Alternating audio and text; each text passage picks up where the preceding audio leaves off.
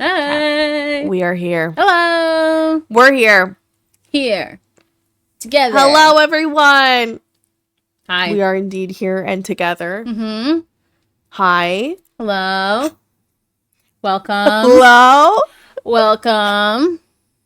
Welcome. Welcome to the stream. It's another day of Bookgorls. Not the stream. Fuck. It is another day of Bookgorls. Yeah. Welcome to the other day of Bookgorls. This is episode 6. So if you've been here for 6 from the very beginning, you've been here for almost 6 weeks. You now will almost have a full week's worth of episodes to listen to. Right. I guess over and over and over again each day. Yeah, you could listen to them every day and then remember what we say next. Yeah. And you're like, then you start saying them. Yeah. You start saying it with us. Yeah. Right. And then we'll be like, start digging in ya. And then you'll fill in book and they're twin. Like, book twin. Yeah. Exactly. I love that. Yeah. But thank you for listening, friends. It's been so sweet to see everybody talk and be kind. In my stream, people bring up the podcast, and I'm like, oh my god, what? Wait, oh my gosh. Yeah. Wait, we just hit 30 subscribers, which is like, I know. Wow, thank you guys. Yes, thank you all so much. So cute for digging in your book with us. I know. So I will pass. We usually do a little intro, so I'll pass you the intro baton first. Thank you. You are. I'm Cozy Hen, book reader, gamer, reality TV enjoyer, but you can also find me on twitch.tv/Cozy Hen. Sorry, I thought I was going to burp, but it didn't come. Amazing. You can expect Incredible. That humor and realness on the stream as well. Oh, I love that. You can't expect that. And then I am Savannah, aka Cowgirl Boop Bop. I am also reader, gamer, podcaster. Lover of book boyfriends, new player of Tamagotchi Life, living the dream. Shouts out anybody else playing it. It's pretty legit. Those are the people shouting out. They're like, oh my god, me! They're like raising their hand right now. They're me, like, yeah. me, while they're driving. Me. Yeah. I love that. Yeah, welcome in, everybody. We have a couple things to talk about today, and I'm looking forward to it. The first thing that I really want to talk about is an update from you. Oh, yeah. About a certain book. Let's see. Last time I checked in with you, I was on page 19 of Fourth Wing. So, and we all know how I feel about Fourth Wing, so. Yes. I had a sticker as my bookmark for the longest time. And then, I upgraded. Okay. I went to a bookstore in a couple of towns away from me. And I just kind of stumbled upon it. And they had this bookmark. And I was like, I need that. My God. That's an excellent bookmark. For those of you who are listening, Hen is holding up this cute, like, pale blue. It's got, like, little bows on it, flowers, daisies. And it has hockey skates, a hockey stick, and a book. And it says, "In my hockey romance era." Yeah. It is perfect. It's amazing. Really easy to wiggle back and forth. It's got a good wiggle. It's got a great wiggle. It's just like a laminated, I guess, paper bookmark, but it's very cute. They also had one that was horizontal that had Holanov like hockey jerseys on it. And I was like, wow, I don't want to spend $10 on 2 bookmarks personally right now in my current time. So I was like, I'll pick the one that speaks to me. So that was really great. So and I think that's the right choice. Upgraded my bookmark game for this specific book. Which I have many a bookmark, but I was like, another one. I don't have this one. The In My Hockey Romance Era. So you may be like, I've been getting into bookmarks. So well, good. Because I feel you. I used to dog ear my books because I was like, well, they're my books. I'm just going to do whatever I want. I'm going to dog ear. That's how I can find them. But there's something so nice about a bookmark. There's so many of them. Yeah. All right, I'm on the edge of my seat. I can't wait. So I was on page 19, and now I'm on page 24. Oh! Whoa! Whoa! 24? You know what's funnier than 24, Patrick? 23. 25. 25. So, yeah, not super far from last time that we recorded and did our podcast. But last time we recorded was Thursday, and for anybody knowing, it's Tuesday. Right now it's Tuesday, so it's only been a few days.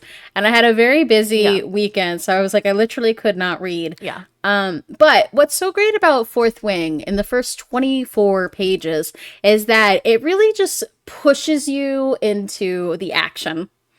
Like, it really does. It doesn't even feel like a slow book right now. I feel like with the audiobook that I read, that I listened to, it was kind of slow in the middle. But again, that's just me, and that's just the audiobook part of it all. Yeah. But here it's just like it kind of just wabam. Again, wabams. You thought you were gonna be this one person, and now you are completely different. Your life's turned on your head, and now you gotta cross this death pit. What's gonna happen? Yeah. Where are they at now? Did they cross the parapet by 24? I'm trying to think.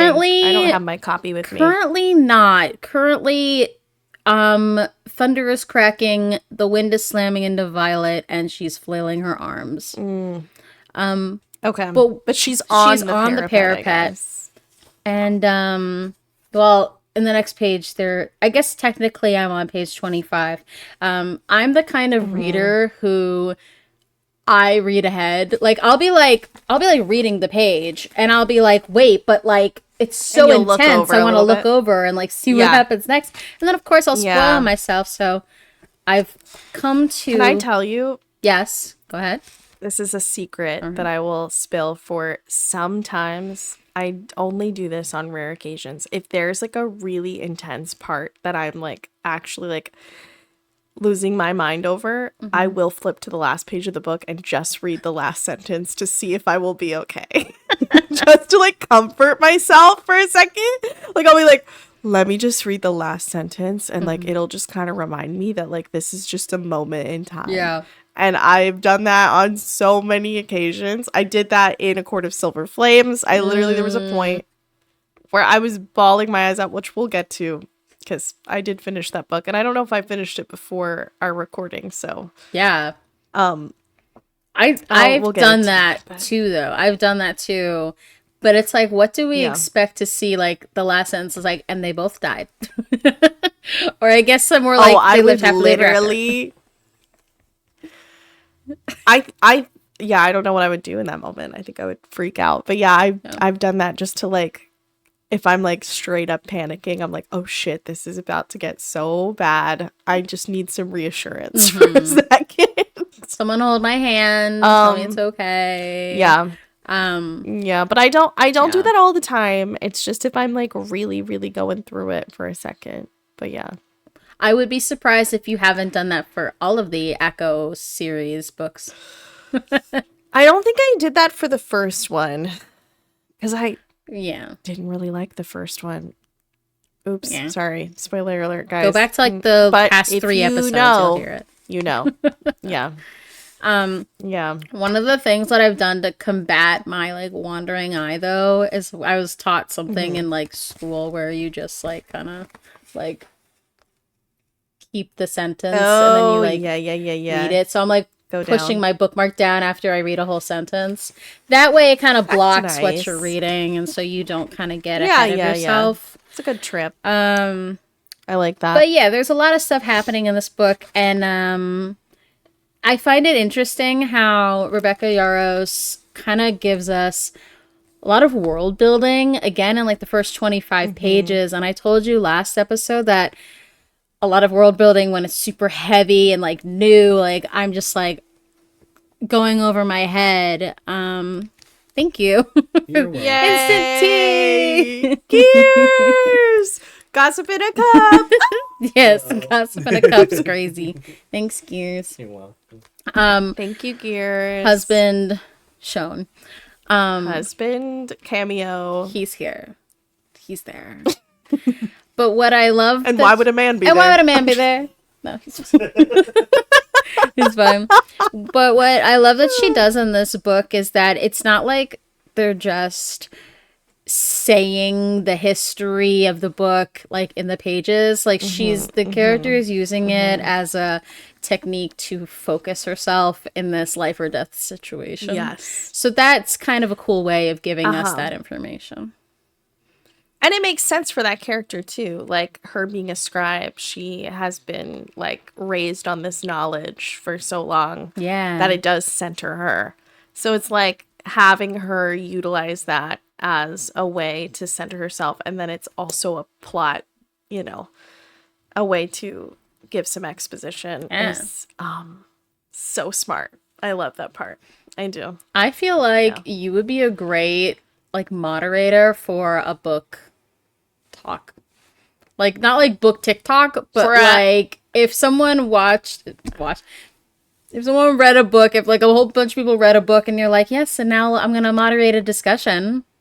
Let's all eat cheese and wine. Oh, like a panel moderator. Yeah, you could do that, or like con. I've been at a few just like book group things where people all like a facilitator for like a discussion. Yeah, people all read a book and then they'll be like, so like, what did you think about Violet's decision when she did this? And then you just have that very like, obviously you read all 3 books, so you're very like, I know it, I got it in my head, but you have all the words, and I'm just like, yeah, I feel like we're like discussing a book, and it's just like get each other. Are we flirting right now? I don't know. Are we flirting low-key?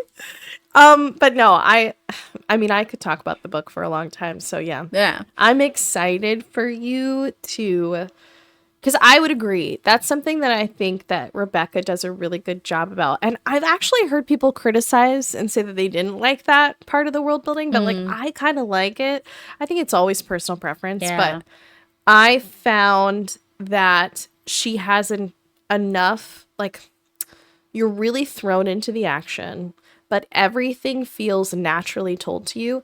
And as you discover stuff, it feels, because like Violet is also still learning. Like I feel like the first scene with Mira, where Mira is kind of explaining things to her, it feels so natural, and you are getting all that information as well. But it's because it like makes so much sense for Violet in that moment. I mean, like Mira is just going to have to like literally just give her as much information as possible, knowing that she's not going to speak to her for like however long. Yeah, and it's natural and informative, and I think really well done. And it doesn't feel just like, let's just info dump all about this world for a second. Like, I just feel like it felt more natural and helpful, because I think that's the thing about fantasy. Sometimes it is overwhelming. You're like, holy shit, we got a map. Right. We got like different factions, provinces, 2 continents or whatever. Like, everybody's got a wild name. Like, it's just like, you know what I mean? Like, you feel like in a fantasy you're thrown into a space that is a lot. And so I think that kind of stuff is helpful. When I was listening to the audiobook 2 years ago, the whole time I thought Xaden was spelled with a Z. And then it didn't hit me until like I picked up the book or something, and I was like, oh, that's so edgy with that X.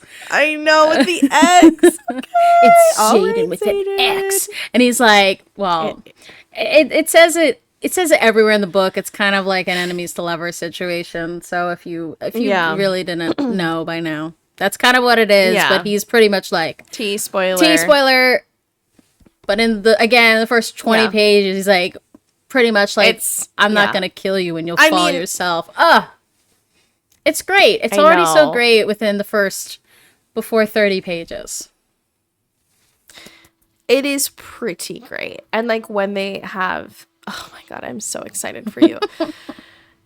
I'm just so excited for you. I love I just love the setup too, like with Mira being like, and stay the fuck away from Xaden Ryerson. Mm-hmm. He's gonna fucking kill you because mom killed his dad. Yeah. And his dad killed our brother. Yeah. Like, it's just like so intense. And then like for her to also be like, and you need to find Dane, which you'll get to meet Dane more, you know, in these next couple, honestly, pages, because I feel like probably in like 5 pages. It'll be like, oh, there he is. Yeah, it'll be like, oh, there he is. Yeah, there's Dane. Dane. But I love Rebecca's. Yeah, I really love her. And speaking of Rebecca, did she post my something? Close personal friend, Rebecca? Yeah. Yes. She did happen to post something. She actually posted something that made me straight up scream out loud. Right. Right. So this is news. This is actually probably old news when this pod comes out for people who already know it. But I had my notifications turned on. Mm-hmm. And I want to say, did we talk? We may not have talked about this. I can't remember if we talked about this. Yeah, I don't remember if it was off stream or you know, off recording or if it was on stream. Stream, yeah. Because we do talk outside of recording, friends. So I can't remember if it was on recording or not. If it was, you're going to hear me talk about it twice, but that's okay. It's like you're a mom who sells the same story over again. I know, right? Shit. It's called being 29. Can't beat right the allegations. Now, so. Damn it. So she posted, and this all kind of stemmed from the Fourth Wing fandom they are pretty wild. Like I feel like I'm on the outside looking in, but they find out shit before everybody else. Like somebody posted on like Bookstagram that somebody found a pre-order on Barnes and Noble for a book that said Empyrean series. Wow. And it said not book 4. And everybody was like, holy shit, what is this? Right. And is freaking out, posting it. I saw it. I was like, what the fuck is this? Like, this is crazy. And I immediately was freaking out because it said in parentheses, not book 4. So I was like, it's not book 4. And the other part of it is, it said pre-orders available. It will be releasing September 29th. Ooh. And I was like, that's soon. That's very soon. So first thing I thought was she wrote a graphic novel of Fourth Wing. So she recently finished that, I guess, like a couple months ago. And I was like, oh, it's probably the graphic novel. Like, that's what's being released, you know? So I didn't really think anything of it. Well, then my girl, Rebecca, whom I love, close personal friend. Shout out. She posts on, shout out. Definitely not being parasocial right now. She texted me. She texted me personally. She posts on her Instagram story that she posts like a cute little picture. It's like her mug, and it said like Writer's Quadrant, which I thought was so cute. I was like, girl, that's hilarious. I love that for you. And she wrote like, you know, currently writing, and then in parentheses wrote, and it's not the graphic novel. Oh my god. And I about threw my phone. I almost threw my phone. I was like, holy shit. Throw my phone across the room. So I'm like, okay, I need to figure out what the hell this is. Mm-hmm. So then I start like thinking, I'm like, what could this be? Like, there's so many options here. Like, oh my God, it's craziness. And then she puts a full post out. She's like, hey, this was meant to be a surprise. I'm so excited that you guys found it. I can't believe it. But yes, surprise, there will be a little secret project coming out in September, pre-book 4. It's not the graphic novel. I'm not telling you what it is, but lock in, everybody. And I'm freaking out. I'm so excited. I have some theories. Right. As to what it might be. One of the things that I've thought about for people who have read. I think it might be some Xaden POV, because most of the books are in Violet's POV. We get a couple chapters here and there that are in Xaden's POV. But I really, really think, I don't know, part of me just thinks that this might be a little bit of Xaden POV. And a character that you have not met yet, but you will meet eventually, Garrick, who's kind of like Xaden's bestie. And I have a theory it might be his POV too. We'll see. Okay. We shall see. But those are my thoughts. My second thought is that Violet receives a book in the series, which you'll get to. It actually is like pretty early on in the first book, from her deceased brother, Brennan, the Book of Brennan. And my theory is that it might be the Book of Brennan, where he like compiled all of his thoughts and things for her in the quadrant, and things like that. But I don't know. Or it's like, there's also like another book that they talk about in the series that's called like the Book of Fables, and it ends up having some major like plot implications and stuff. So I'm like, maybe it's the Book of Fables. I don't know, but Rebecca, thank you. Thank you, Rebecca. Thank you so much. Like, it was amazing news. It was incredible news to be graced with last week. So yeah, so you are reading Fourth Wing at the perfect time. Like, I just need you to know that. Something's coming out. You are literally reading it at the perfect time. Ooh. Yeah. If it was like a book that was inside the book, I love bookception like that. Like the book Fangirl by Rainbow Rowell does that. Like Rainbow did that. Oh, yeah. With like, so Fangirl's pretty much like a girl who is a fan of like what the Harry Potter series would be in this world, but it was Simon Snow. And it was pretty much like a like a dreary fic put together, but so the girl in the book ships the hero boy and like the vampire enemy schoolboy, and they ship them together and fall in love. So she writes fan fiction in the book, so she's a fangirl. And Rainbow Rowell published that fan fiction as its own book called Carry On, and that's one of my favorite books. It's so good. And it's actually a trilogy. I love that. So that would be so cool. I'm going to have to read those. She did that.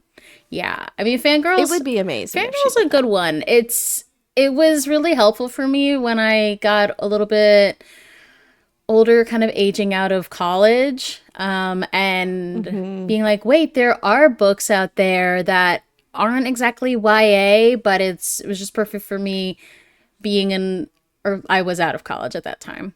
But it felt nice to read like a book that wasn't specifically like teens and more about like the stuff that I went through. And that was a lot of fun. Yeah. To read that. I love that. Yeah. No, I want to say I've like picked it up before, but I hadn't read it. I've read at least like one Rainbow Rowell. I can't think of which one. Eleanor and Park. Maybe it was Eleanor and Park. Could be Attachments. It could be... This was so long ago, so I can't think of it. But all right, it'll come to you eventually. It'll come to me eventually, and I'll be like, "Yep, that was what it was." Yep. But no, I'm so down for like that, and I agree. I think bookception is kind of cool. So if she did something like that, that'd be awesome. If she doesn't, it's okay.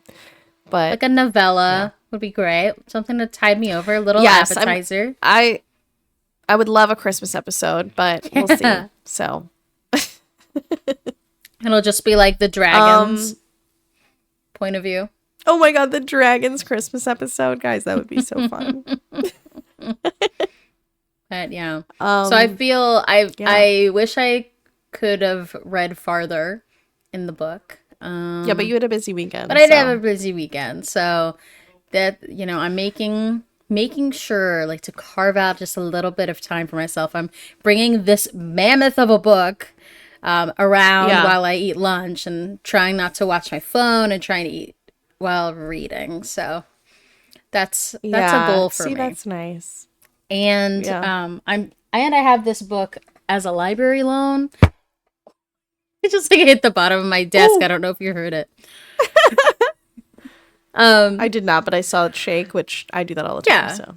But I do have it as a library loan, and I sent this. Okay. I sent it to you or something, and I was like, I just got renewed, so I have it for at least like 3 more weeks. So I need to be done. I can't be reading this book for a month again. Yeah.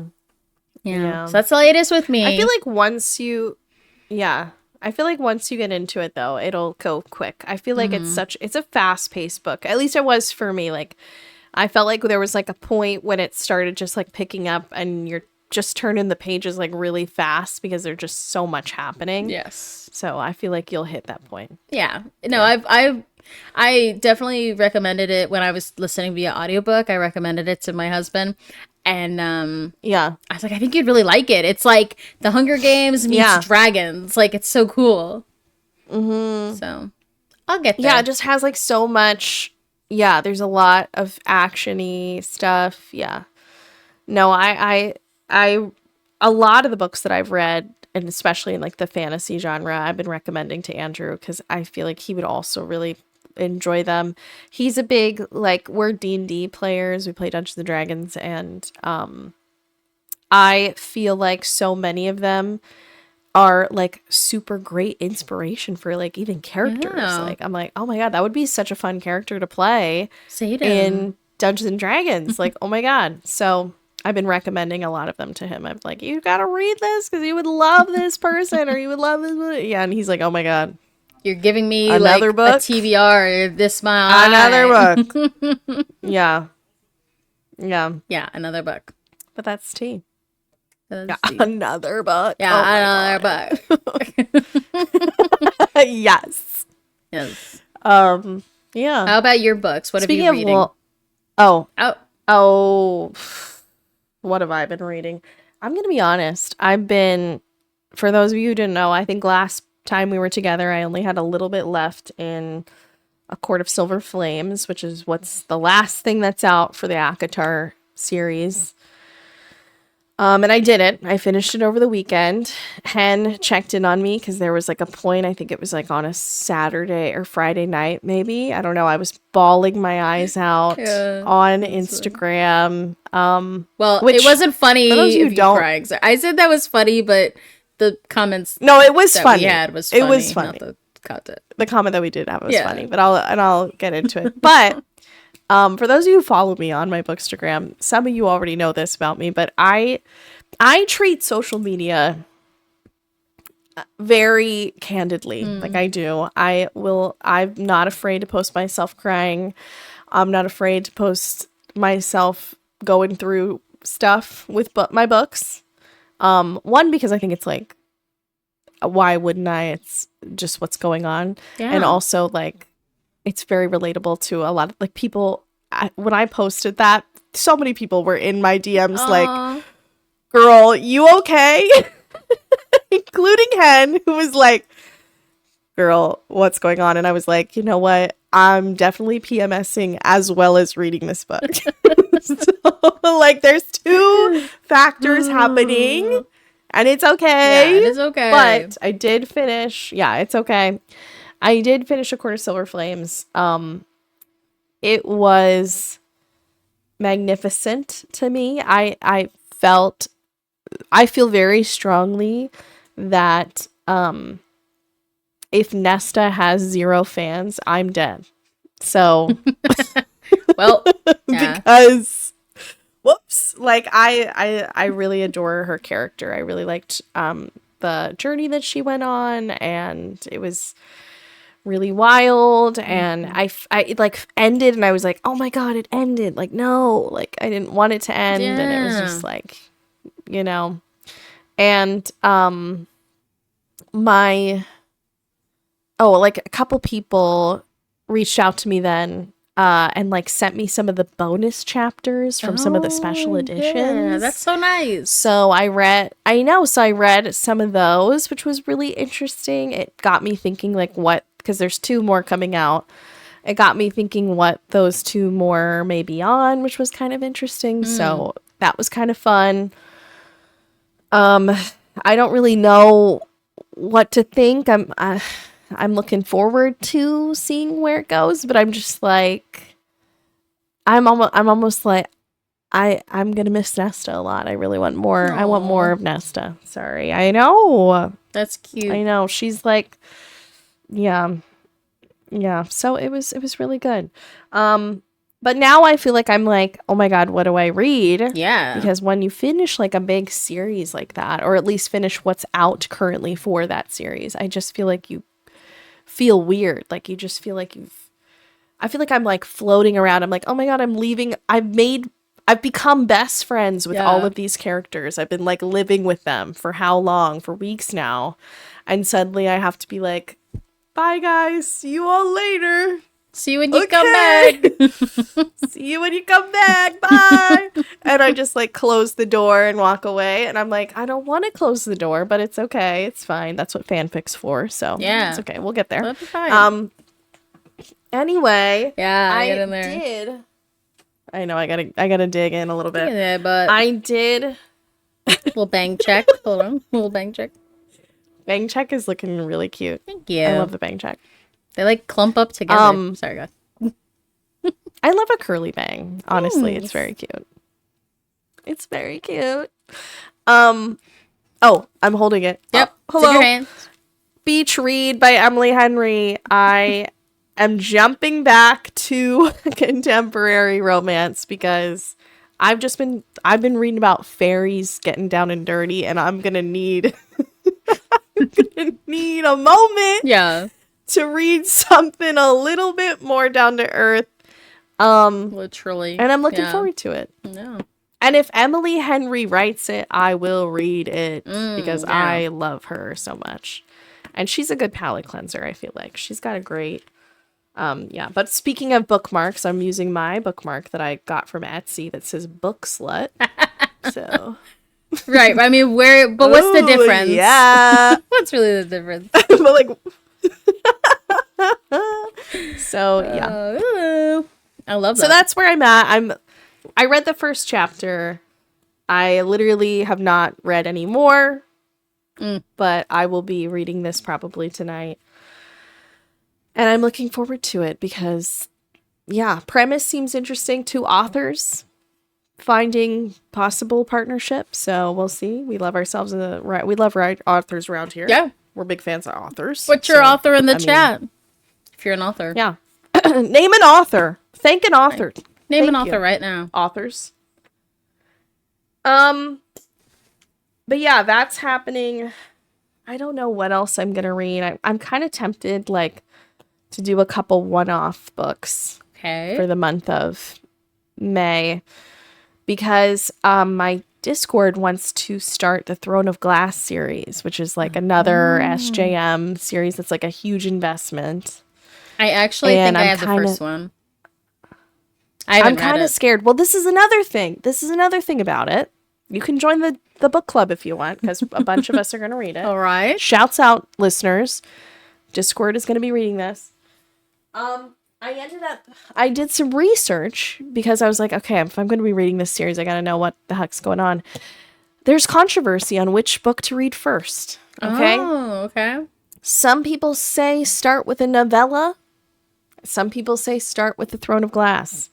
So I bought both because I'm just like, I don't know what to do. Yeah. I don't want to read this wrong. So I've been scrolling Reddit like crazy, going through Reddit, trying to figure out the best way to read this series. Because apparently, like, some people say read the novella first. Some people say read Throne of Glass. Then there's like there's 2 books that you should read at once. Right. Because they're set in the exact same time, so you're supposed to tandem read 2 of the books in the series. So I was like, forget that.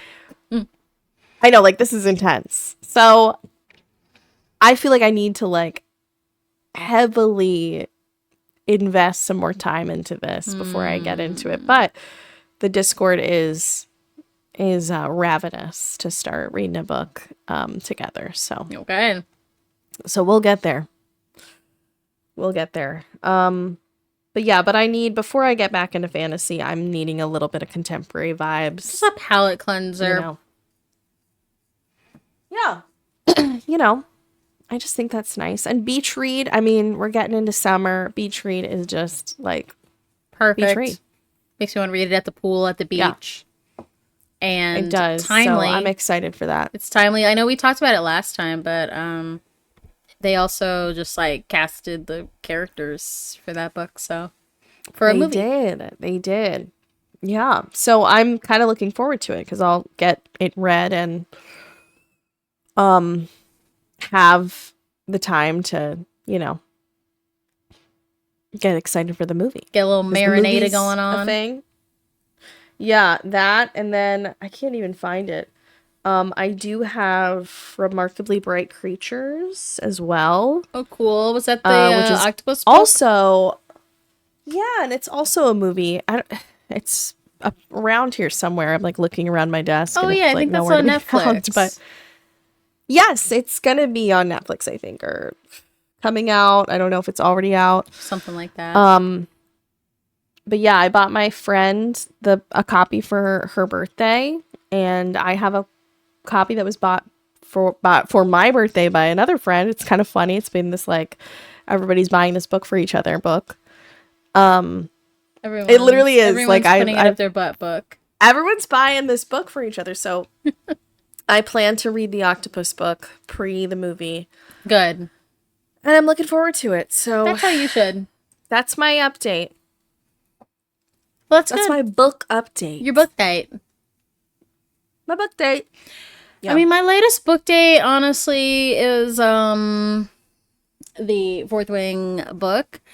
Yeah. But my local library did do a book sale. And I bought a stack of. So it was kind of tough because I was like, I really want to buy some like fantasy books. Just kind of feel like, is there anything that I've been missing out on? But I went closer to the end of the sale, and I don't know if they put like the better books out at the front. I don't know. But I picked up a lot of books that were a little bit older. And just some books that kind of stood out to me that I would have probably read when I was like in school, like when I was a kid. But they weren't around at that time. Yeah. One book series I do want to show you though. These were the book series. This was a book series I grew up on. Like this was like made me a reader / it was just so much fun to read these books because I always loved books about animals and like the stories. Which we talked about episode 1. Yeah, like the stories of animals who talk. And I probably talked about it in episode 1. Yeah. But I'm trying to, we did talk about this. I'm trying to get them all like as a box set series. So if Avi ever releases them, please. But I found... Oh, I know what you're going to show. Yeah. The first 2. Nice. Ragweed and Poppy. Okay. There's 3 more books to the series after these 2. Yeah. But then I found alternative covers to 2 of the other books. So where am I going? This is Ragweed. Oh. So pretty. Yeah, look at that cover. So much prettier than the other one we had. And this is actually the 5th book called Aerith's Birthday. And it follows a porcupine and 3 little foxes. And 3 foxes. And looks like... Oh my god. I love you. I mean, fox are my favorite animal, so I love that. Oh, belching beavers. Aerith's in a fix. Belching beavers is crazy. Belching beavers is crazy. But yeah, I was really happy to... I mean, this one says... Yeah, to pick those up. A Cracker Jack tale that's pure delight from start to finish. Oh, I love that. Like a Cracker Jack tale. I love that. Cracker Jack tale. So I was very... love that so much. When I go to these sales, I give Gears, my husband, a task to find like the authors. These like... Look for these authors, Blue Flower, Red Thorn, and just like pick it up. Yeah. And I'm like, okay, so find Avi. And he's like searching through all of the books in the middle grade section. And I love that. I was like, if you bring me back one, I get it. You get a kiss. And he's like, eh? And I'm like, okay, what? And then we found the rest together, which was really fun. Oh my God. That's so fun. We also picked up one that you are very familiar with. The book that built you. Oh. Scary Stories No, you did 3. not. More tales to chill your bones. Oh my God. That's bringing back memories. It's like that is bringing back memories. New York Times says, read these if you dare.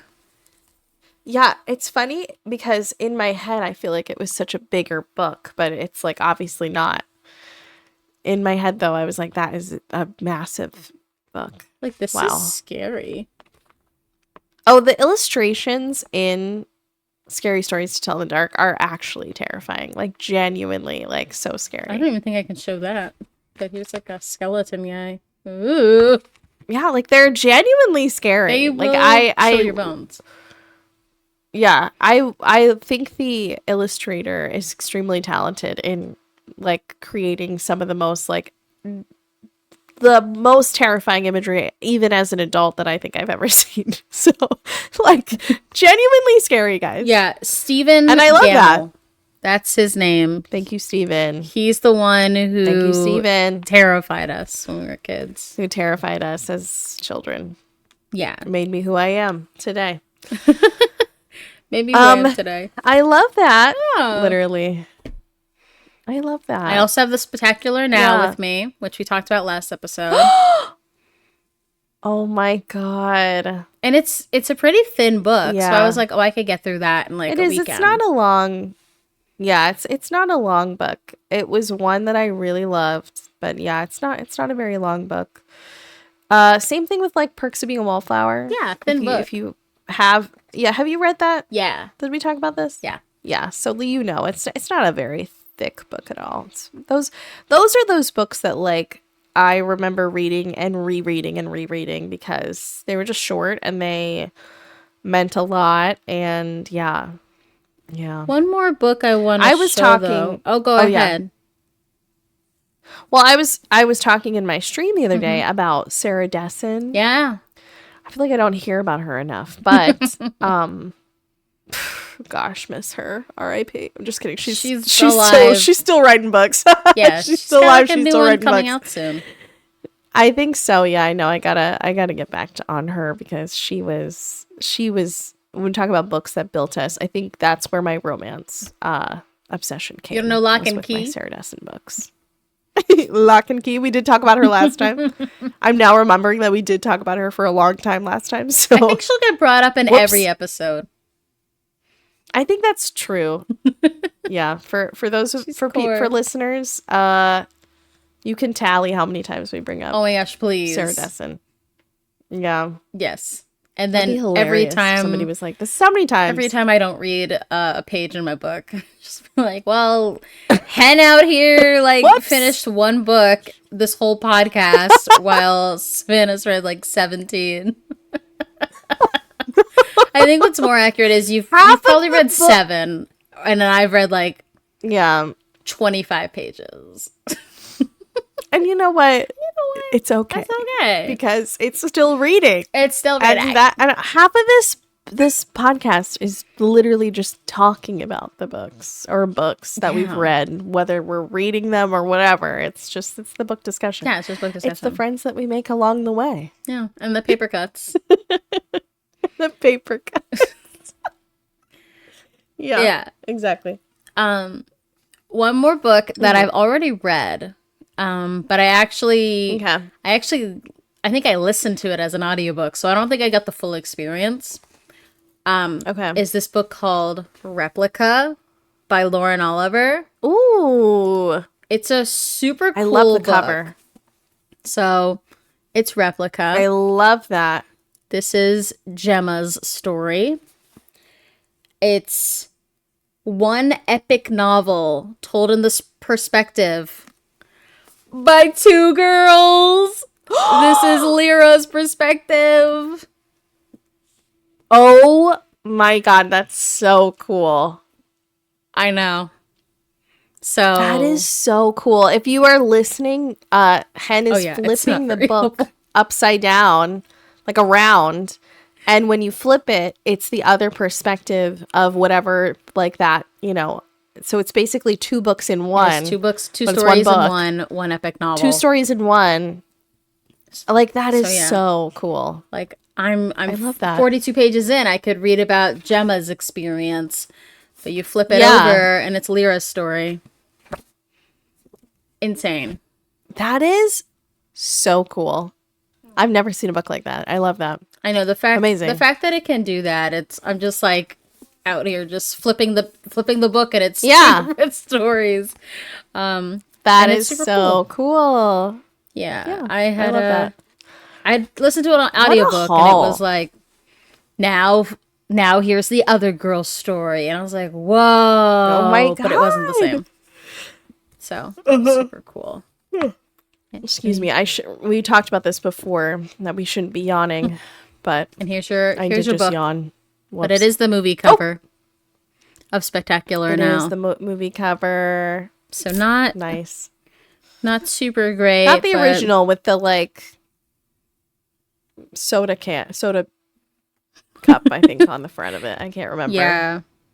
But, remember back in the day when books were $9? It says US $8.99. And I was like, how much was this book? $16. Damn. I paid 50 cents for this. That's awesome. Yeah. I think I got this at Barnes & Noble, so I have my 10% off. I was also at Barnes & Noble. But I am trying to... Thought of you. Oh, really? Yeah. I'm trying to build my library, so I've been purchasing a lot of books. And I want to get to the library. We were going to talk about a little bit libraries. Library. This episode. Libraries. But I want to get to the library and start being a little library girly pop. Digging in your library. But I also have been purchasing so much because I want to build my library. I want to physically have more books in my space. I'm like very excited about building a library. It's kind of exciting to me. I also have been loving this, like I've been letting people borrow books from me. Like if I finish a book, I've been giving a book to people. So I feel like I'm my own library right now. Yeah. And I'm like, I'm feeling kind of cool about it. I'm like, oh yeah, I got that book. You can borrow it. Yeah. I'm like, yeah, here you are. My only requirement is that you read it. And then you give it back. Yeah. And that's been the whole way that I've been going about my library. But yeah. Now, have you looked around your area for little free libraries? Yes. So you know about those. I have actually. I do know about those. We're in that era, we know. My brother, because I live more like outside of town from like in my like town where I live.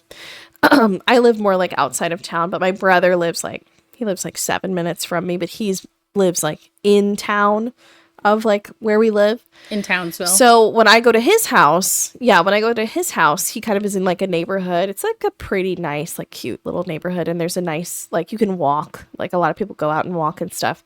And I was at his house and we went on like a little walk post like dinner.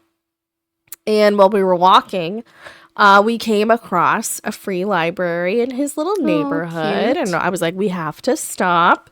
So we did stop and look through it. And I will say, I think I'm going to have to get some books to replenish because the only things I could find in this little free library were yoga tutorial books.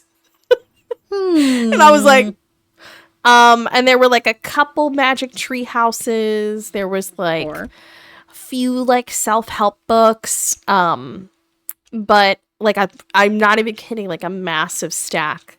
Somebody went through their like yoga studio and was like, these can be given away. Because there was like a massive stack of like yoga, how-to yoga, yoga for beginners, advanced yoga. Wow. Yoga, hot yoga. Hot Yoda. I was like, whoa. Hot yoga, Yoda. Yoda yoga. Star Wars yoga. Yeah. No, it was a lot. And I was like, whoa, okay. Yikes. So I feel like I have to go and give some books to the free library so that people are not just reading about yoga. Yeah, you should put some smut in there. I should actually. I think that would be beneficial to those in the neighborhood. Who need it. I think they would appreciate it. Just put like not for children I think so. On it. Just put like a little tag, little sticky. NSFW. Not safe for children. Yes. Not safe for children. This is smut. This is smut, but also like really like but also like really beautiful good plot. Writing, like emotional. Like, really good plot. Emotional did make me cry. Here for the plot. Got some political turmoil going on. Yeah, like real life. And we might be doing the dirty like every now and then too. Yeah. Like just like a little bit. You never know. Yeah. You never know. Yeah. But libraries, do you want to give us like some library week? It is. Give us the library rundown. Let me just pull up my handy dandy whoop right next to me. Oh, whoa, it's right there. On my computer. Double monitor check. I just Let's go. love a double monitor. Don't you have a triple monitor situation? No, I only have 2 right now. Oh, okay. But I would love a triple monitor. I just feel like I think I would be too powerful if I had 3 monitors. Like I actually think it would make me a little bit too extra. So I'm at this point I'm limited to 2. But I do have one of my monitors vertical, which kind of changed my life. Okay. And then I have my other monitor horizontal. So if I put mine that's my setup. Vertical, my light would not shine through. But there's always ways around that. Yeah, I have a couple stands. I've had the streaming setup has been through some iterations since it was just a laptop and a camera that I propped up on like some anime figure boxes when I first started. But now we've gotten a lot. We've upped our game a little bit. There is still anime figure boxes holding things up, but they're now holding up a stand. Yeah, I've got books holding up this monitor. Yeah. See, and that's what, like, yeah, it's kind of makeshift, but... Hey, we do how we do it. Yeah. So this current week that we are in, from April 19th to the 25th, is National Library Week. So even though it is National Library Week, by the time you're watching this, it won't be / listening. It won't be. But that doesn't mean. But you can mark your calendars for next year. Yeah, you can mark your calendars for next year, and you can still enjoy the library whenever you go. It's an awesome place. Getting a library card is free, usually, when you live in that town. So it's really easy to sign up for one. And all of the librarians in my area are very nice, and they, encourage you to read and sign up for one because, again, it is free. Yeah. And there's a lot of possibilities with a library card. Like at my local library, you can do more than just read books. There's magazines, there's audiobooks. You can use, use the computer. And again, our library, and I'm sure other ones around like your town, have like maker spaces or like little kits. Like I checked out like a kit so I could learn like embroidery. And it comes with like a whole like book how to do it and all of the like components. Like libraries are so cool that they have more than just reading. You can use it for printing or like a notary service. Like they have a lot of features that some people just might not know about. It's more than just libraries are more than just books. Yeah. No, I worked very closely with on occasion with my local library at my last job that I worked, because I worked in a nonprofit. This is a little Savannah lore.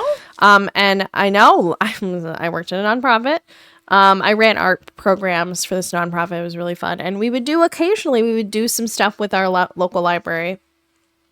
And this, I think, spawns where I thought everybody was like super cool there. And I was kind of intimidated because they were really cool. But I remember they started like almost like a library of things. Like it was a library, like you could get a like VHS player or like what were some other things? Like there was certain, like it was a lot of like electronic stuff that you could check out of the library, and it was cool. I thought that was like such an awesome thing, because it like there's some people that like obviously are not, maybe want to invest in getting a VHS, player, and you can get it from the library for that, VHS that you have that you want to watch or whatever, and then bring it back. And I thought that was so cool. Like there's so many things that the library has that are like more than just the books. reading stuff. Yeah. And some of the cool things that, like, again, this is just my local branch, but like you said, one of the things they do is they can take your VHSs. Well, it's something that you do yourself, but you can take your VHSs and turn it into digital media. So like if your family has, like my family has like tons of home movies of me on VHS. Yeah. And I would love to be able to see those, not with a VHS player. Yeah. So that's something cool that you can do. And then there's also, like a little seed library that you can use to like help plant your own garden. There's business rooms, there's quiet rooms. And like one of my fondest memories is like doing a summer reading challenge, and you don't even have to like read a lot to still be entered to like win prizes, but it's just so much fun to just go to the library. And also, I've saved so much money renting books instead of buying a book and you're just kind of like, oh, that was just okay. Because you can rent it, you can try it for free, and then you can always buy it like later if you want. Yeah, if you really like it, you want to purchase. Yeah. I agree. I think that's something that interests me more about the library. And I'm planning to be getting my library card this coming month. Okay. I'll have you all know. You can hold me to it. But yeah, I've been so busy and it's been kind of crazy, and I'm also just like, I'm coming back to reading. So I feel like I am like doing all these things and enjoying just like as it comes, like what I'm, experiencing. And I'm excited for the library. I think obviously supporting the library is super important. So yeah. I actually just came across a website that I do want to bring up. That it was on the American Library Association page, which was telling me all about like it's National Library Week, but it says it says library funding is under threat, and if you want to show up for our libraries, maybe we can put the link in the description. Oh, we can totally put the link in the description. Yeah, where how you can support the freedom to read, and help spread the word on social media in person, and even urge your representatives to stop book bans, because that's just so weird, right? To like ban a book, it is crazy for whatever reason. Just it is pretty wild. Teach your kids. Well, I don't have children, and I'm not a teacher, and I'm not a parent, but as a person who loves books, like there's the freedom to read whatever. And if you come across your kid reading a book that is suspicious to you, or you have a question, I think that goes on to the parents. It opens like, conversation. Yeah, this is why we can't have that, or whatever. But like, banning books is it's also just like fear of the unknown just builds like it's just not. It's not good. Yeah, it won't build like a confident person. No, and it doesn't build people that are well-rounded and understanding and empathetic and all the stuff. Like it's a problem. But I think banning books is so wild, just because I think that like a lot of in those situations, I think a lot of parents like don't want to have those tough conversations with whatever materials in a book that they maybe feel uncomfortable about. But those tough conversations are sometimes like super necessary for kids to like understand, or people to understand. Like even getting beyond kids, like we should read stories by people that don't look like us. We should read stories by people that are not us, because it gives us a perspective that we wouldn't otherwise have, because that's not who we are. And I just think it's really interesting. And to ban stories, it doesn't make sense. So take that, my personal opinion. Yeah. So take that. Yeah, take that, government. Yeah, take that, government. Book bans are Don't stupid. take my books. Book bans? Stupid. I saw some article that there was one state, I don't know, I'm gonna mess it up. Maybe like Louisiana or something. Maybe not. There was one state that like eradicated, like they signed in a new bill that there's like no more book bans. Like I just saw it the other day. Okay. And I don't know if it was Louisiana. But fact check us, it's fine. Someone can fact check me. I think I'm peeking. But yeah. I was just like, that's so cool how there's a place that's like, this is silly. Like that knows that's silly. That's silly. Silly is a good word. That's silly. Like let the people read what they want to read, and that's when you come up with that idea or that, like you said, discussion of maybe this book isn't suitable for me or here's why. Or I think it's important to like tackle when a book challenges your thoughts or your feelings or your beliefs. Like I think it's important. Yeah, like I think it's important to be introspective. The past books that I've read have brought out a lot of like reflection in like personal experiences for me. I feel like that can be said when you read a book that gives you a perspective on like, you know, a different idea or something like that. Like it's important to have like those kind of interpersonal conversations. I think that's important. And I just think that like when we book ban or deny access to like, you know, funding, like libraries are an ability for people to seek information if they don't have, you know, great access to it or are, you know, not as well off as other people. And I think that like to deny that kind of access is crazy. And it's really bad because like we need access to information and all of us deserve access to information and knowledge and the ability to, you know, to read and, you know, participate in that kind of discourse. And I think that that's important. So when these kind of things, budgets are cut and libraries are on the line, I think those are the things that we need to be on, you know, talking about or pushing to the, you know, forefront and supporting all the stuff, you know. Yeah, you'll never get censorship here on Bookgorls. No. We're not going to be like, censor that book. Burn that book. We're never going to say that. Censor that book. Burn. I want to tell you, though. No, we're actually going to be like, we're going to actually force you to read. We're going to be like, we're going to hold you down and make you read Heated Rivalry. And we're going to be like, read it right now. Shoving it like. Look at what Rachel Reed wrote on these pages. It's like the first 5 pages. It's like, ooh, it's steamy. I know. Like, you got to kind of like.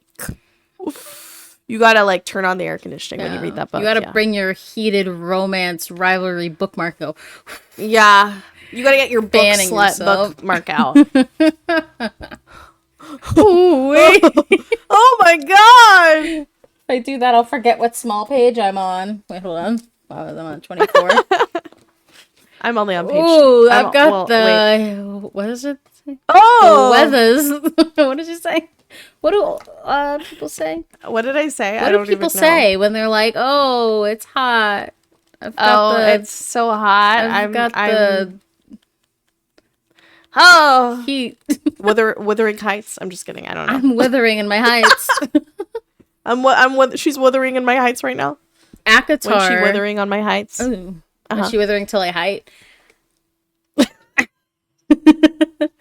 For people who don't know us, like I just need to like preface this with like Hen and I love making those jokes. Hen specifically is really good at those jokes. So just a little friend lore for a second. Oh, of course. Okay, go ahead, ACOTAR. When she fly on my 4th wing till I die. Fly or Die. ACOTAR is the series that you've been reading, but it is a frequently banned book in the U.S. Specifically, it has been removed from school libraries, specifically Utah and Florida. I mean, that's kind of interesting. That's par for the course for them. Utah banned 13 books in 2024, including the ACOTAR series, under a new state law targeting sensitive materials in schools. Yeah. I mean, I don't know why that book would be in a school, but I mean, again, like, it's an adult fantasy, I would say. Like, obviously mature readers. I would say, like, it's something that, like, it, like, you know, it's one of those things that I think back to, like, when I was in school. I mean, I was on Tumblr reading fanfic, right? Fanfic on like Twilight fanfic, and like that was when I was in high school, you know, and some of those had your toes curling, like the girly pops were writing. Like, we're in college, and when I was in college and even in high school, like, whoa, they were really writing. So like, it exists, it's there.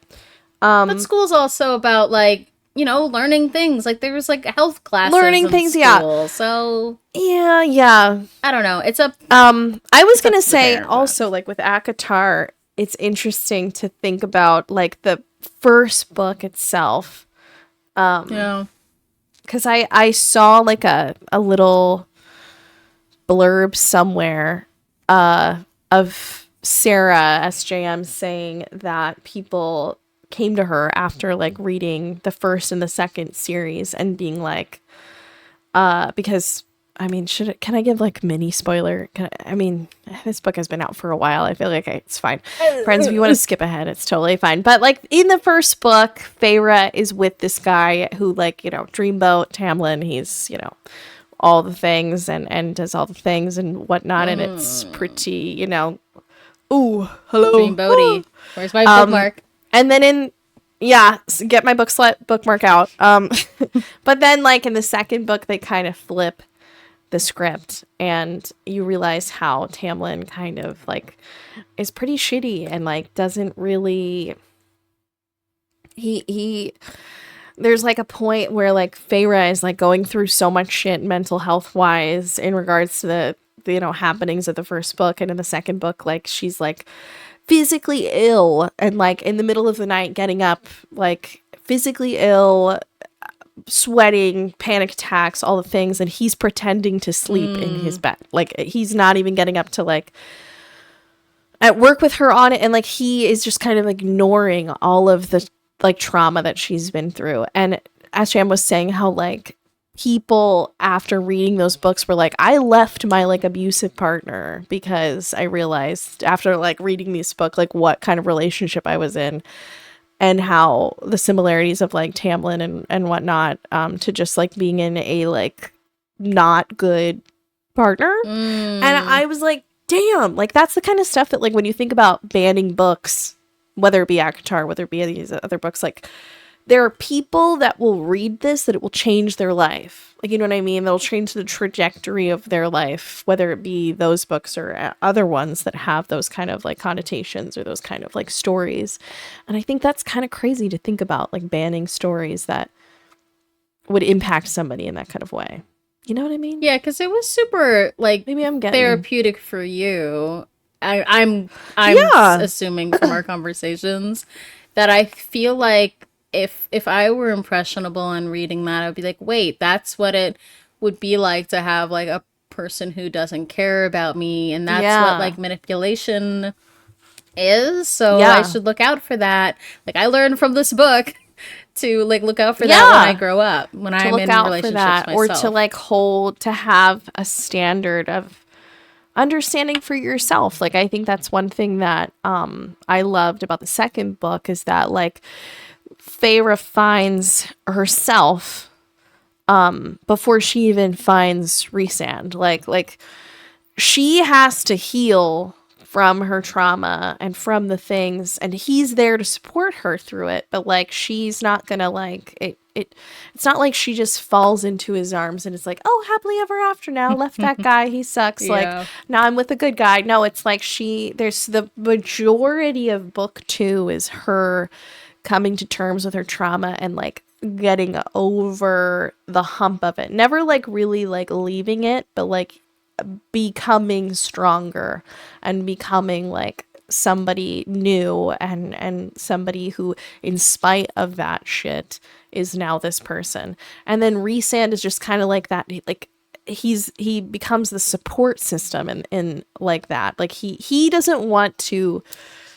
There are so many parts in this book. I'm sorry, this is like we're getting into major spoilers, but like there's so many parts in this book where I told Andrew, I was like, the hottest part of this book was how much he stood by her, like just as a friend. When she was going through shit, like he just was like the friend to be like, and you know what, like you're allowed to be fucking sad and you're allowed to, you know. And it was so hot. I just was like, that's the hottest part. I love that for him.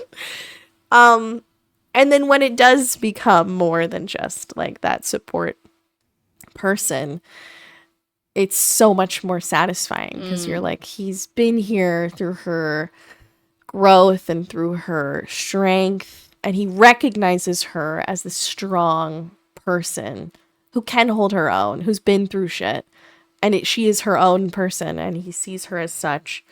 And yeah, it's a beautiful thing. And I think those kind of stories are cool. Oh yeah, I 100% think that could be so impactful. Yeah. And I even think about like men, like we talk about these books as being like girl books. Well, I say we talk about this, but I think like it's a general, and it's like a general discourse, I think, on the internet that like a lot of these books, when we get into the romantasy genre, are girl books, blah, blah, blah, you know. I even think that men reading these books would benefit from the understanding of like looking at Tamlin versus looking at Rhysand and seeing like what kind of relationship or what kind of person is a good partner in a relationship, you know? Yeah. So. And if they think Tamlin is green flag, that's a red flag. That is a red flag. If they believe that Tamlin deserves redemption, that is a red flag. Red flag. Yeah. Yeah.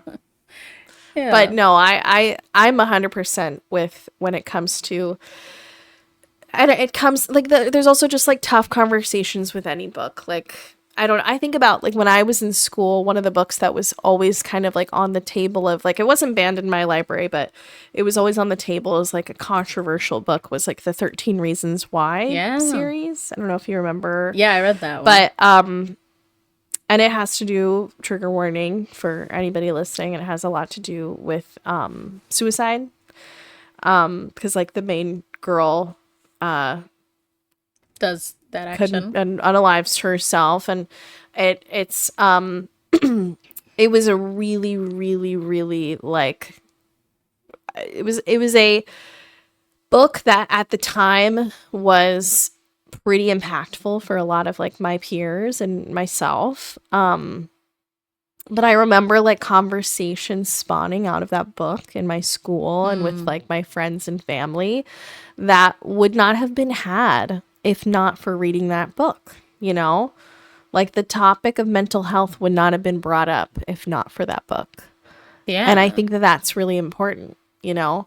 Even though it was such a difficult book to like I think about like my parents being like, yeah, this is kind of a really like, oh, this is a pretty deep, pretty, you know, tough conversation.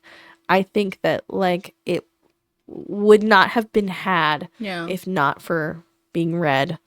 And I think that that's like super important. So that goes for a lot of these books that get put onto the, you know, banned book list or the potential banned book list. Like they're springboards for important conversation that should be being had. Right, not avoided. That's avoiding conversation. I mean, it's like, it's the thing of like when schools teach abstinence versus like actual like safe sex, like, you know what I mean? Like it's like right. we're avoiding, you know, where we should be actually like discussing what goes on or whatnot. And yeah, I mean, I don't know. This is like, we're getting into territory where it's like, I'm not the expert. Right. We're not like, I'm not the doctors. expert. I'm just all opinions are my own. Yes. It's girls yapping hour. But I just think that kind of stuff is important. And I think that tough conversations are usually conversations that should be had. That's, yeah. Now, I want to go over this list with you. I just pulled up. Since I've been enjoying the banned book conversation, I'm on, again, the American Library Association. Top 10 most challenged books, which, you know, means that they've been censored and they are the ones that are most likely to be banned in the States. There's one that I have not heard of before called Sold by Patricia McCormick. 2, Perks of Being a Wallflower. Is that interesting? And I mean, trigger warnings in that. There are. I mean, a lot of them. A lot of them do have some trigger warnings in it, but I feel like a lot of them are also just like ones that are just questionable because it's just like they don't want to talk about like a taboo subject of like the next one is genderqueer. It's a memoir by Maya Kobabe. I think that's the correct way of pronouncing that. Of being like, am I girl, am I boy, what's my gender? And I'm sure that's just been a challenge because people don't want to have that conversation. A few Sarah J. Maas on there. And then and including A Court of Thorns and Roses and Empire of the Storms, which is a Throne of Glass novel. Not sure where that is. And then Looking for Alaska is in there as well. Oh, I loved that book. I loved that book so much. So, yeah. Dang, I guess I was out here just reading banned books. You were just like out here reading banned books. All of these are so like, but you know, a lot of the banned books are the ones that really touch you and you know, leave that lasting impact. Which I think makes it more important to question why they are banned. Yes. Because if they're the ones that really hit you, then there's not, you know, they should probably be available for people to access. Yeah, and to discover why. Yeah, like that's interesting. Why would that be banned? Exactly what you said. You're like my therapist, where in a way where I tell my therapist like, here's what's going on with me, and then she spits it out in like more concise words, and I'm like, thank you for that. That's exactly what was going in my head. I couldn't have said it any better. And see, I always worry. I'm like, I'm a yap machine. I'm talking way too much right now. I need to get my yap together. No. But I'm glad that you say that. You have a doctorate in yapology. In yapology, yeah. The study of yap. My friend and I, we make this joke that we both have can't shut the fuck up disease. Born with it. This is a joke that we make often. And I always say that there is no cure. There is no cure. So I haven't been able to find it yet, but I do have it. So, but do you want a cure for that? I don't think I do. I think at this point I'm fine with it. I'm okay. What I love about your can't shut the fuck up disease is we'll be playing Marvel Rivals and Savannah's like, I gotta say something. Oh, sorry, I peaked so hard. I gotta say something. No. I gotta say something. I gotta tell them your mom. That's not what your mom said last night. You gotta make it your mom joke. I gotta say something. I gotta put them in their place. And I'm like, Savannah, we just go to the next game. And then I'm also in there like, hey... I don't even know what it is. What did we say? We said something. We brought up books, I think. We were like, any I think any like A Court of any book Thorns and fans? Roses in the house. You know. Like, what you reading? What Sarah J. Maas are you reading? And nobody responded. So, well, we should get on mic. Yeah. We should threaten. We should, by being women. I'm not opposed to being like, we should just talk about books while we're playing. Yeah, and they'll be like, I think, hey, I would love to get on mic and just be like, anybody reading in here? Anybody digging in their book? Anybody digging in my book? What did you think about when Feyre did this? Lately? And they'll be like, can I get a heal? Can I get a heal? And we're just like, yeah. Anybody a good fan? Anybody like bookmark chapter 54 and 55 in A Court of Mist and Fury? Look, that's all I know about that book, and I was waiting for you to get to chapter 55 because everyone's like, chapter 55, chapter 55, and I'm like, that's all I know about this book. Yeah, it's very good. Yeah, it's very good. But then you read A Court of Silver Flames and you say, holy shit, Sarah, you've been holding out on us, right? Like, because like, to be honest, like, this, there is not like there's not a lot of smut in, like, I've read far smuttier books than A Court of Thorns and Roses and the ACOTAR series. Like, there's, which I laugh because people are like, oh, it's smut, but like, it's so minimal. Like, it really, I have read filthier books than those books. Right. But then you hit A Court of Silver Flames. Ooh. And Miss Sarah said, oh, I've been saving it for this one. Girls and guys and theys and gays. Yeah. And everybody. I've been waiting. I've been actually saving it all up for this one. Court of Silver Flames. Here you are. Here you go. On a steaming platter. Hot as smut.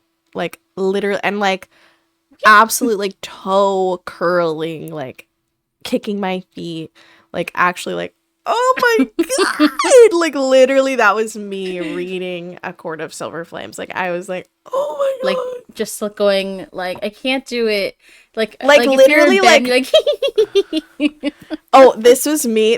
I'd be like reading, and I'd be like, what do I do? And I'm looking at my dog. I'm like, what the? Like, did you just shoot that? Do you see what they're doing right now? Like, oh my god! And he's just like, and you're like, I know, right? Literally, like a wooga. Like, literally, that was me. Yeah, I love that. Yeah. Well, hopefully Emily Henry gets she there. Does. Oh yeah, hopefully Emily Henry. She does a really good job. She's got some spice. Like, she's got a little bit of spice. She knows where to put it. And I love her for that. It's tasteful, it's good. Yeah. It's, you know. But one thing that I thought was really I loved about A Court of Silver Flames that I wanted to bring up today was so we had, before A Court of Silver Flames, there was the novella that was A Court of Frost and Starlight, which I keep calling the Christmas episode of ACOTAR. So it's like, you know, little Christmas episode, winter solstice moment, cutesy.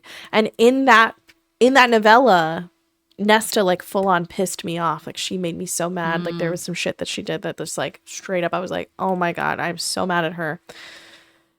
She really made me mad. And then Sarah said, remember how you got really mad at Nesta in A Court of Frost and Starlight? Remember that? Christmas episode. Everybody remember that? Well, guess what? We got Christmas episode part 2 in A Court of Silver Flames. We're gonna redo this one, and you're gonna see. And now we get a far better version of that there, Nesta. And oh my god, was it peak? I was so thankful to her. I was like, thank you for redeeming the Christmas episode for me. So it was great. How would you rate all of the ACO series books? From, like, the best, like, the best experience, the best of all, to the... Oh, my God. This was just so hard. You can take time to think about it and come back next week. But now that you've read them all, I'm curious. We could. I think what's funny is after I finished A Court of Silver Flames, at first I was like, the second book, Court of Mist and Fury, was like my favorite. I was like, oh my God, this is literally so good. And it is. Mm-hmm. It's truly like, you read the first book and you're like, okay. And then you read the second book and you're like, holy shit, this is actually kind of crazy. And that's how I felt. And then like the third book is also really good. The fourth was the little novella, so it was like, I read it in like a day, and it was like super chill. I could pass. And then I read A Court of Silver Flames, and I was like, oh my God. Oh my God. I think that one might now have topped A Court of Mist and Fury for me. And I feel like I'm saying this, and there might be people screaming, I think, while they're listening. They're like, no! But no, I really do feel that it's just what I feel. It's just what I feel. But I think it's A Court of Silver Flames, A Court of Mist and Fury, A Court of Wings and Ruin, A Court of Frost and Starlight, and A Court of Thorns and Roses. Get it out of here. Put it in the trash. I did it. But the thing is, I put A Court of Thorns and Roses at the bottom because I did not like it, and there's various reasons. If you read it, you'll know why. But it is the book that like kicks it off, so it's kind of like hard to really hate on it too much. Yeah, it's not like saying it's like the worst book of her series. No, it's just the least enjoyed of her series. It is, and but it definitely gives like we would not have the story that we have if we didn't have that kind of experience in the beginning. And that's fair. So I think that's fair assessment of it. Now the next books are coming out not too far away though. I do. October and I did January. Yeah, I did do something. Something? I did do something. Sarah J. Maas notifications on? Is that the thing? No, I did not do that. Okay. Well, I was at my Barnes & Noble, and they are, I think, planning for a release party for not only those books, but for the Rebecca Yarros situation as well. 4. Not book 4, but other surprise situation. So I decided on, I think it was Sunday. I said, because they were like, if you want to like,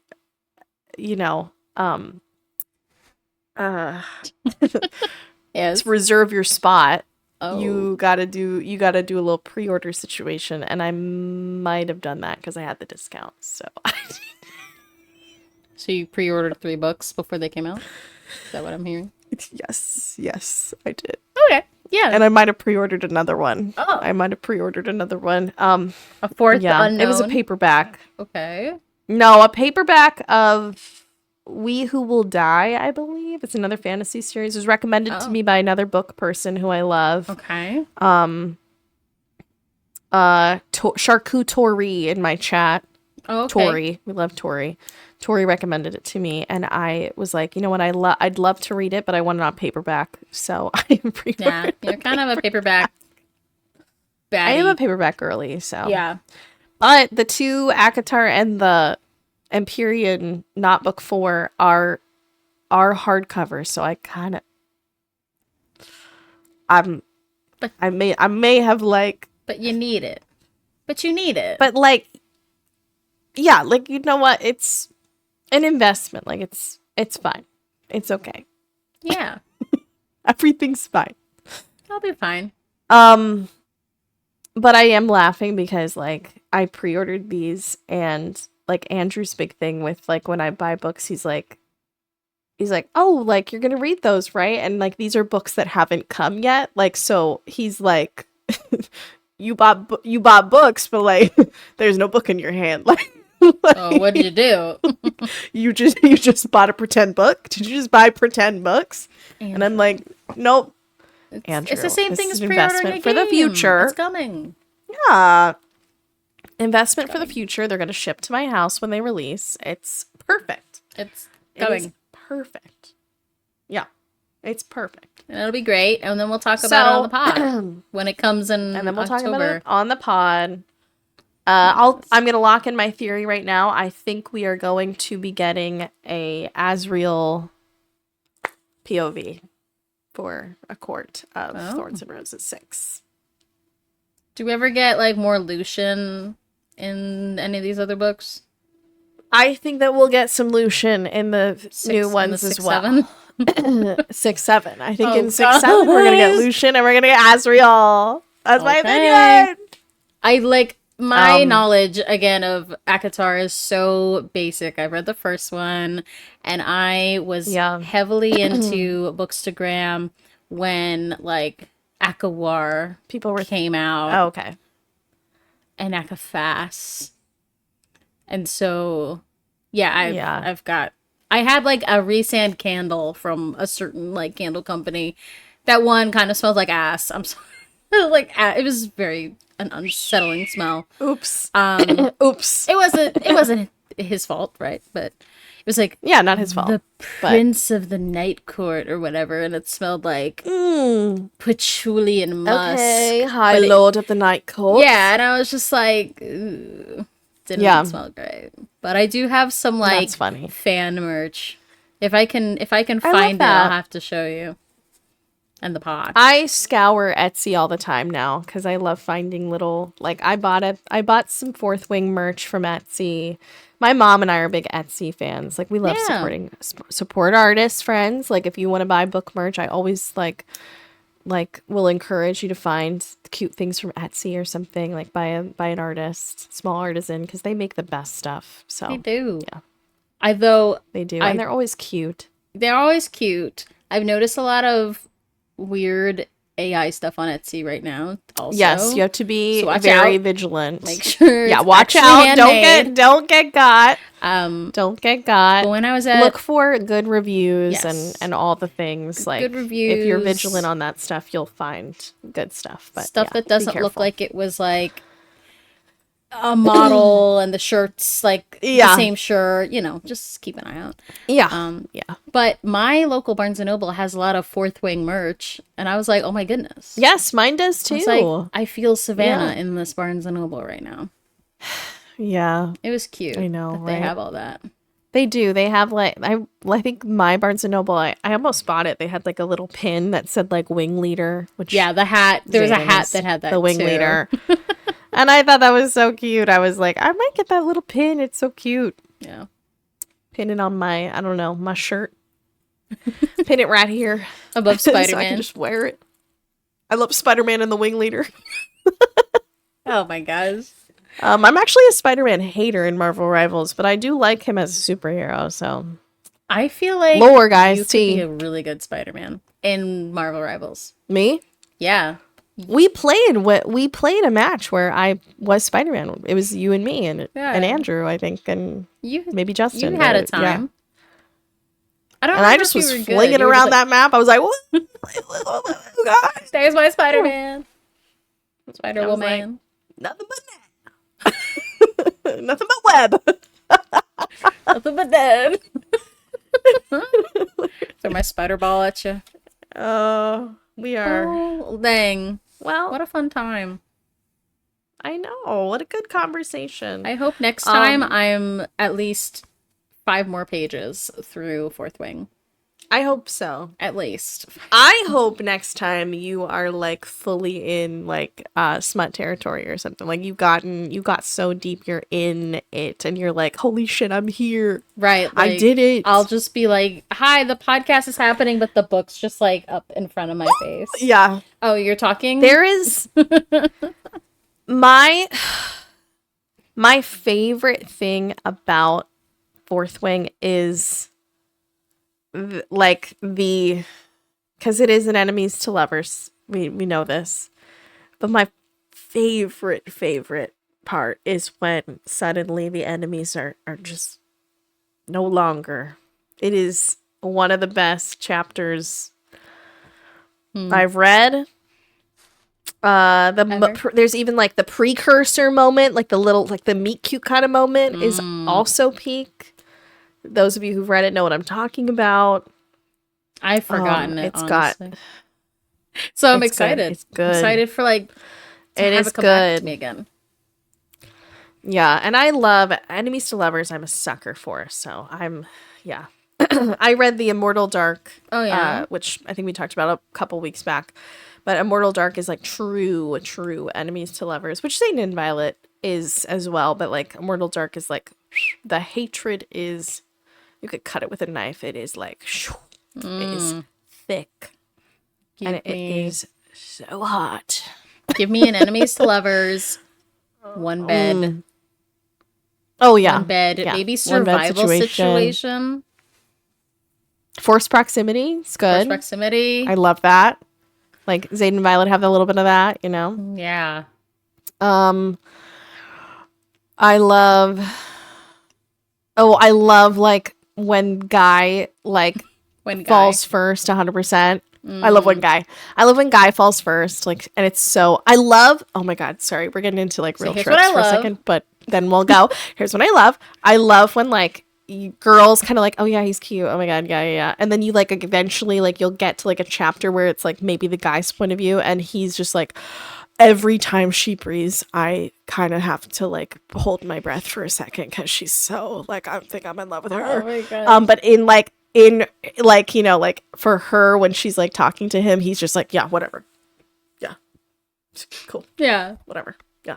So like he's just like putting on this front of like zero interest, but inside he's like, holy shit, she's talking to me, and we're like, I just literally like put that in my veins, like bread and butter. I just like, I will eat that up. Ooh, that is such a good meal. That is like the most delicious and satisfying meal. Oh my God. Yes. Sorry. I could talk about this for a long time. I know the book boyfriends. That's why we have a podcast. Is long, yes. The book boyfriends list. Oh my is God, long. that's the tropes list. Goes on. Is extensive. Yeah. No, my man Cassian. I really want you to read A Court of Silver Flames because he is my new man, and there are some like, I love him for the fact that like he is. Oh, he's whipped for that woman. He is whipped for that woman. Did you just say, like, I want you to read this book to me? Did you say that? Yes, I did. Could I read that book could I just skip everything else? Unfortunately, not, because you're not going to have, this is what sucks, is like, read the novella. I would say yes. Well, but you're going to miss a lot of context for why Nesta is, and you're going to like, you'll miss it. All the build up to her, which because she's throughout the series, she exists, and there's a lot to her that you experience in the other books that you're like, damn, what the fuck is wrong with her? And I think that it wouldn't feel the same if you just started there, because you'd be like, oh, okay, cool, she's like fine. Great, she seems fine, but like you kind of need the like build up, I think, too, which I think is why so many people, like, she's such a polarizing character, and so many people like were like, oh my God, I hate her so much. The face, and then like didn't want to read. The face Savannah just made was great. You have to go on YouTube and watch it right now. I hate her so much. I hate her so much. And like people like said that, and then they were like wouldn't read this A Court of Silver Flames because they're like, I hate Nesta. And I'm like, but that's like the point. Like I need you to know that the point is right there. You have to hate her in order to love her in this book. I think you do. It's right there. I'm sorry. Because she's actually an angel. Because she's actually an angel. Just a big short review. An angel. Oh. But it's just, so I would say, unfortunately, you are going to have to read the other ones just to get the full effect. Well, I'll see you next year. But I guess not unfortunately. Oh, see you next year. But I guess not unfortunately, because you'll get to experience what is A Court of Mist and Fury for the first time. And I will say, I think I would pay an astronomical amount of money to be able to experience that book for the first time. Oh my God. I think I would be like if somebody was like, we can erase your memories and you can pick whatever you want to erase. I would be like, can you please erase me reading A Court of Mist and Fury for the first time? Whoa, well, please. Do I have a book for you that really quick. If you want that? Oh, really? Yeah. Oh, really? Well, it's not like a spicy book, but there is a book out there. Oh, no, but okay. There's a book out there. It's about erasing memories? Yeah, it's about erasing, like, traumatic or just memories, so you can just Which makes me think of Eternal Sunshine of the Spotless Mind. Which did you read that book? I watched Or not read that book. Watch that movie. Maybe it's a book. I have no idea. But I watched the movie and I was like, I don't know if I get it. I might have to rewatch that one. I haven't watched it in a long time, so I feel like I'd have to rewatch it to, know what's going on. But the book I was talking about, it's called That's what I think of. More Happy Than Not. It's by Adam Silvera. Okay. And he's the same author who wrote this huge series for him called They Both Die at the End. So a lot of people know him for that. That's on my TBR. Prepare to cry. I only read the first book and I was like, this is so depressing, but good. But depressing for me. And then More Happy Than Not, I really loved. I get that. So I would recommend that. It's a good book with a bit of whoa, what's happening? Kind of like a Truman Show kind of moment. Going back to Mr. Jim Carrey. I love that. Yeah. Okay. For real, twin.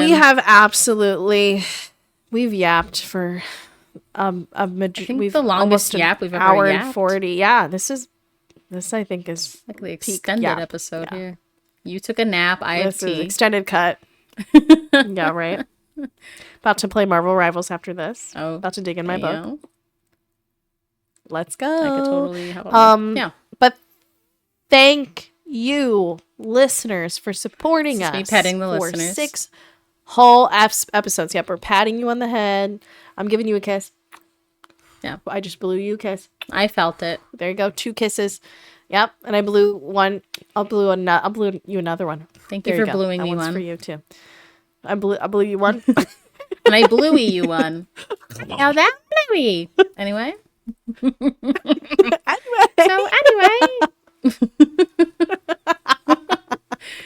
Thanks for listening and watching.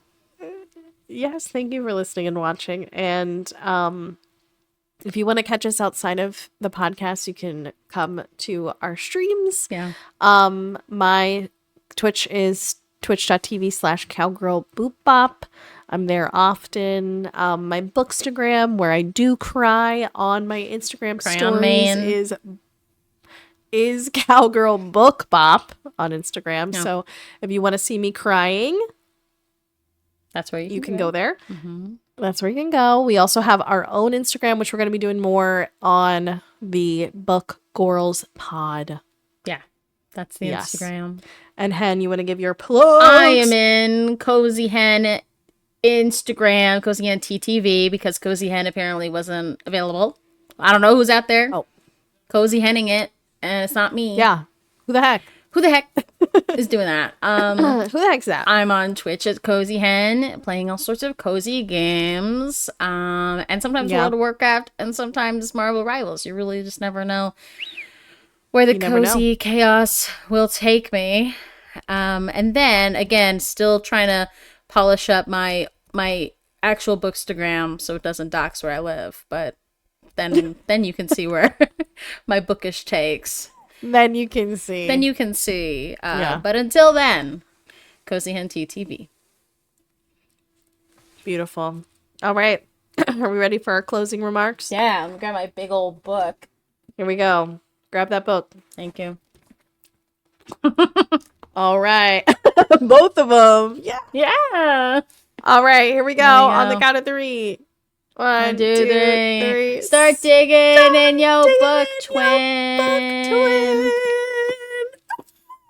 Oh my God. I actually really need to. Thank you. I'm really excited for you to get into it. But thank you, everyone. Bye, everybody. We Thanks love for you. listening.